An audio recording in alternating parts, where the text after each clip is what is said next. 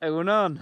Egunon. Egunon, good morning. Good morning. Buongiorno. Buongiorno. So, who are you? What's your name and where do you come from? So my name is Iñigo Arruabarren and I'm coming from Elorrio, the Basque country, north of Spain. Okay, great. And what do you do? What's your... So I'm an agriculture engineer and right now I just finished my permaculture design course with Geoff Lawton.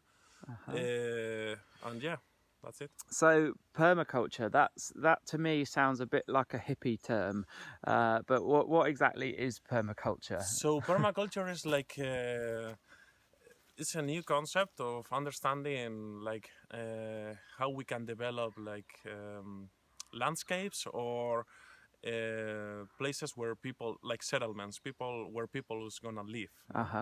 So a better way of using the land? Yeah, designing with the land, not against it, and trying to like give push on self-reliance, self-sufficiency, and trying to produce as much food, energy, and relationships and economics as it possible. Mm-hmm.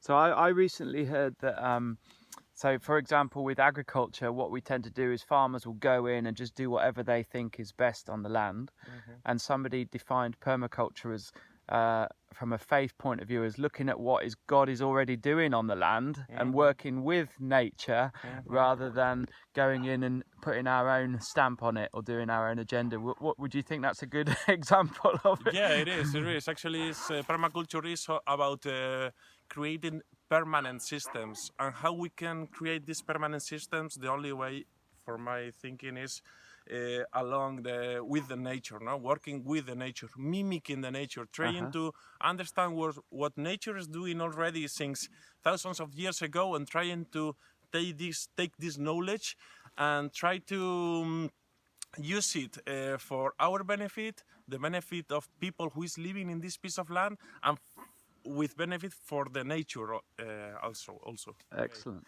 So why have we chosen this area at the top of the field, and what are we going to do with it? So here we're going to implement a food forest. Why we are going to do it here? Because it's one of the sunniest spots here at Olabe, and it's also not so good for pasture, for grazing animals, because it's kind of slopey. Yeah. And so yeah, that's why we chosen this area. It's also kind of shelter from prevailing winds that are really strong here in the coast, especially from the western side and also from the south. So yeah, that's why we're doing it here. Now, when I usually put in a fence, I try to make it in a straight line. But this is not a straight line. This is a curve. No. So why have we put these fence posts in this way? So the basic of permaculture, one of the most, let's say, important principles is to work in key line. Okay. What's key line? Key line, or in Castellano is cota de nivel, let's say. What's key line? Key line is always trying to keep leveled where you are gonna put all the elements of the system. So it's trying to put all in level to let the water not go away from your property. Trying to hold it as much time as you can on your property, because this is energy coming into your properties. Sure. So that's the water of principle. Life. Yeah. Water no is water, life. no life. Yeah. Okay. Yeah. So it's a way of capturing the water. Yeah, and trying to hold it as much time in our property as we can before it goes away. But this will in the future be like a woodland forest where people can walk through and just really just see all the different trees and eat the fruit of those trees. So I guess you could say we are sowing today so that tomorrow we see a harvest, in a sense. Yeah, completely. We are designing, we are researching, we are thinking a lot about where to put the trees, because once they are planted, then you cannot move them. So you have to be really aware of what kind of trees you're going to put and where you're going to put them. So if it's not very good for grazing, why will it be good for trees? Because at first will be maybe kind of hard for the trees to grow up there, because it's kind of too much clay and too much stones and all this. So the idea is to create a system where we are gonna create more and more organic matter, and we will start to build up like soil. How long will it take to establish? Well, it depends how much effort and energy you put at first. But I guess in the first 3-4 years we need to be like on top of it, like watering it, maybe adding some more manure, or maybe replacing some trees that they didn't did well, so we have to replace them.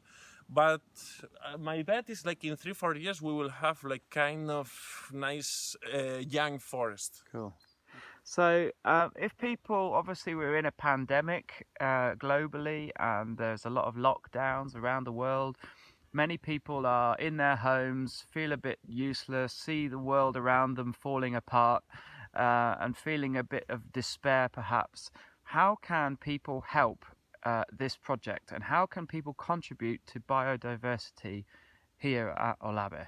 So, well, we have already take out a campaign, Yeah, a crowdfunding campaign for trying to gather as much money as we can to grow up this food forest, because this food forest will be for the future generations, and we will be able to produce many like healthy, real food that is something that is healing for us, that we need it in this kind of pandemic times. I think food is going to be key to heal the world population. You can go to Olabe's official webpage, and there is a possibility to contribute and also help us to grow this food forest and to install this food forest over this winter. Okay, great.